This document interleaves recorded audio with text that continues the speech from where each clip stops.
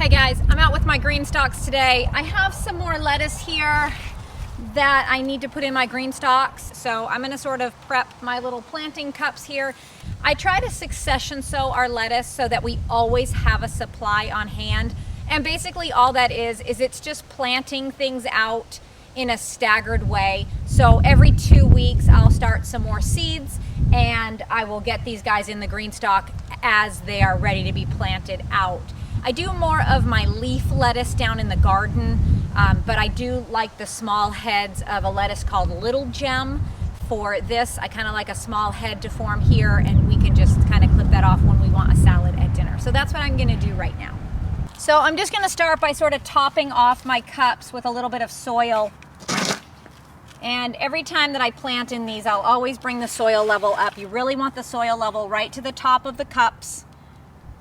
And then if I have any remaining plant material in here, like in this one here, you can see that I have some lettuce that I cut off, and here also. I'll just trim those down sort of to the base of the soil and then just plant right in there. Over time, those roots are just gonna break down, and it's not, it's not really a problem to be planting with those in there. Up top here, I have some escarole. This is really good in soups and stuff.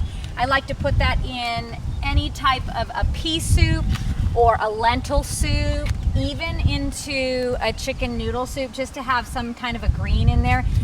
It's really, really delicious. Nate actually mistakenly cut some of this and put it on our sandwiches yesterday for lunch, and it was just fine with lunch meat too. It did serve as a lettuce. You can succession sow with a lot of different crops. You can do it with carrots. You can do it with pole beans, lettuce obviously, radishes, beets. You can do it with endive, corn salad, chicory, mustard, kale. So all kinds of stuff you can succession sow if you're wanting a constant crop of something. Now lettuce is one of the main things that I don't preserve, and that doesn't, you can't really preserve lettuce. If you freeze it, it gets real mushy. You can't can it. So really, it's for fresh eating. So that is why I succession sow this. But most of my other stuff I'll do in larger crops so that I can get a good amount of that product in, and then I can preserve that.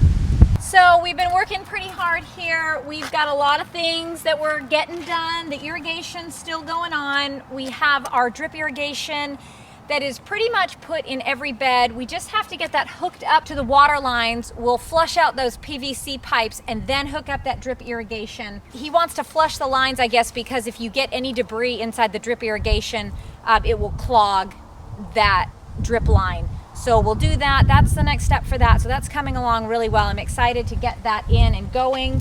We do have a cold night coming up next Tuesday. And I kind of learned about this new thing. I don't know if you guys have ever heard about this. It's called blackberry winter. Now, when the blackberries come into bloom, there's typically a cold snap that occurs right around that time. And it's absolutely correct. On our forecast for the longest time, there weren't any frosts or freezes that were being forecasted over the next 10 or 15 day period. And now all of a sudden we're having the 25th forecasted as 35 degrees. And as we get closer and closer to that date, the nighttime temperature is actually dropping. So I'm glad that I didn't plant anything out yet. Kind of glad that the irrigation has taken a little bit longer. Our last frost date here is the 15th, but if you're a gardener, you can kind of get a little antsy and want to get things out sooner than later. So I'm really glad I'm not having to take everybody's blankets off of them at night to cover my plants. So we did get a chance to go to Costco this week, which was really good. I love to go to Costco and Sam's Club to sort of stock up on the things that I'm not producing here. And so the major things that I buy when I'm out there are things like sugar. I think I purchased about 100 pounds of sugar while we were there, because that is just something that I don't produce. We don't have bees. I'm obviously not growing sugar cane or sugar beets or anything like that. So I like to make sure that I have a bunch of sugar on hand. I also ended up getting some flour. I tend to use more hard white wheat, like fresh ground wheat berries, and then I'll add in a little bit of all-purpose flour into my baking things. So I do like to have a little bit of all-purpose flour on hand. I also ended up getting a bunch of salt, So sea salt and white sea salt, Himalayan pink sea salt for fermenting and food preservation. Dried fruit is another thing that I really like to get at Costco. Now I can dry my own fruit here, but sometimes it just tends to be less expensive to buy it from them because I'm obviously not producing mangoes or things like that here. So if I can buy that already done and it's cheaper for me, then I just go ahead and do that. I just mainly try to think of things that would be helpful to have on hand if a food shortage did occur. And then they also had a really good deal on socks for the kids, so I stocked up on some of those. I mean, we do have a good amount of socks right now, but with kids running outside barefoot, they tend to put holes in their socks quickly no matter how much I tell them not to do that. Or just for Nate and I to have socks. I just think it's a really good thing to sort of have extra of. And then soap too. Basically anything that they're sort of having a discount on, if I double check it with Walmart or with maybe Azure Standard and see, hey, you know, is this a great price? And then I'll go ahead and get it there if they've got it. One thing to think about is if you have a product that you're having to bring into your property because you're not producing it, what happens eventually if the stores don't have it and you obviously are going to run out of that product? So what's really nice to do is if you can find community, and we all know that that is a little bit difficult these days to find people who are like-minded or sort of have the same ideas that we do. If you can find somebody who has honeybees, I've got a really good friend, they have bees, so I can trade produce with her perhaps.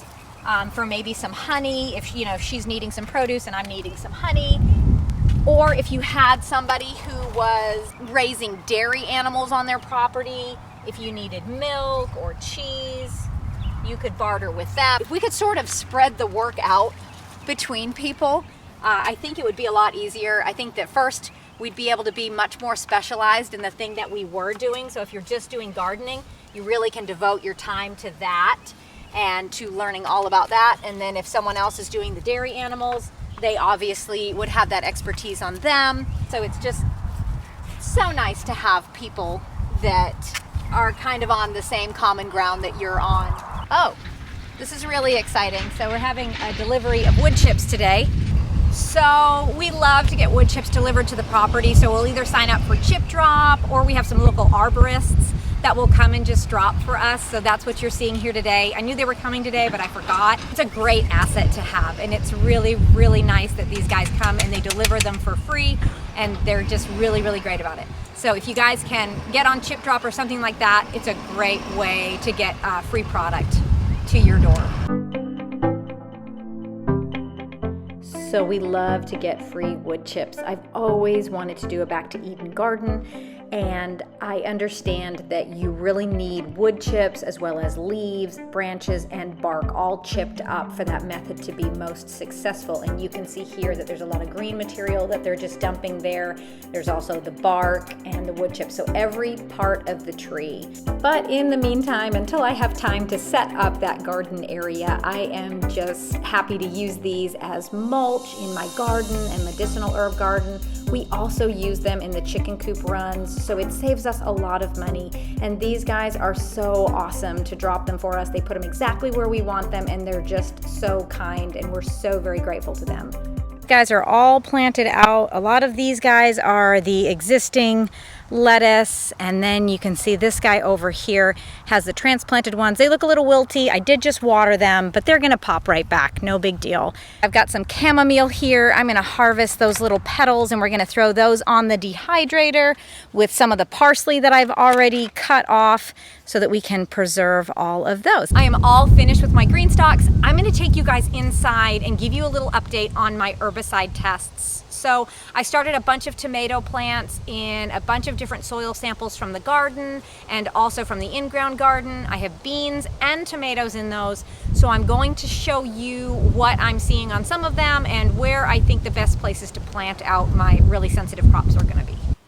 So we're inside now, and behind me I have a table full of plants that have all been planted out in herbicide contaminated soil. I basically took a sample from every raised bed as well as from every row in the garden. The only things I didn't sample was where I already had things growing, like my garlic beds. Since I'm not going to be planting anything else in those, I figured I just wouldn't worry about them. So I'm gonna take you in a little bit closer and we'll get a look and kind of see what I'm seeing and what I'm thinking for this year as far as where I will plant my sensitive crops. So this is a tray of all bush beans, and these are all samples from my raised beds in the garden. I didn't want to sacrifice any more of my tomato plants, so I went ahead and just did beans in this. And I did have some really bad damage on some beans last year in the raised bed garden. So these guys overall are looking really good to me. There are a few here and there, so you can see right here, this guy has a cupped leaf down there. That doesn't look great. This guy's a bit misshapen.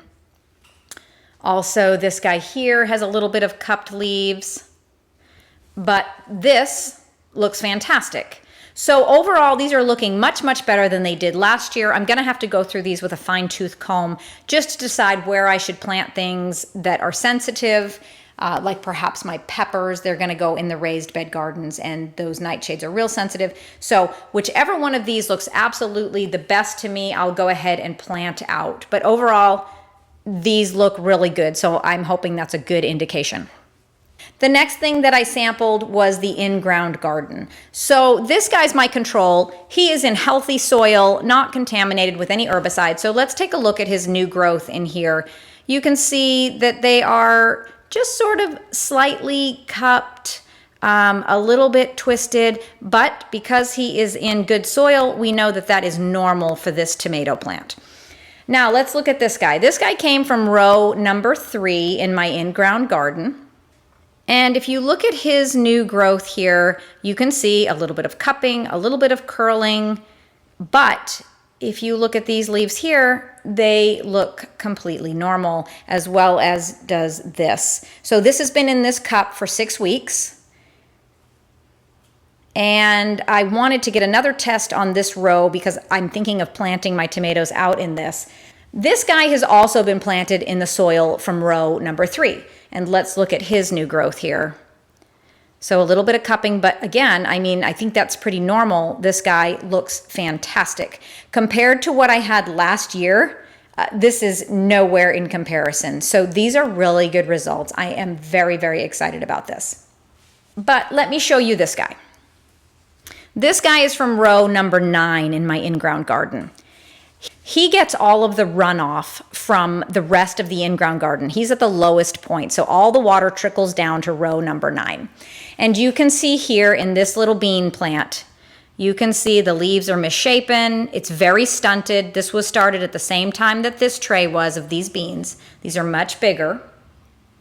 These tomato plants have been in there for 6 weeks. This is a lot of stunted growth. However, the leaves look normal.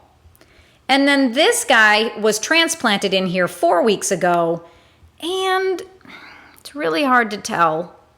But I mean, he looks okay, but I'm not gonna take the chance in row number 9 because of these guys and the bean plant. I'm gonna plant out my sunflowers in that row, as well as corn, which is a grass crop, and that's not sensitive to the herbicide. These all right here are more of the rows in my in-ground garden. These have only been in here for 4 weeks, but you can see they're looking really good. Overall, I'm really happy with these results. I couldn't have asked for anything better. I am seeing a few things of herbicide here and there, but it is nothing compared to last year. Last year, the plants were unrecognizable, so this is so great. I'm really excited. So I'm gonna continue to keep an eye on these and monitor them over the next week and a half. I'm not planning out until planting around May 1st, so that's gonna be another 2 weeks. So like I said, I'll keep an eye on these and we'll see if any new developments occur, but as of right now, I'm really happy with what I'm seeing. So thank you guys so much for hanging out with me. If you have any advice or have been through this and you wanna give me any information on what I showed you there, I would greatly appreciate it. Thank you guys so much and have a great rest of your day.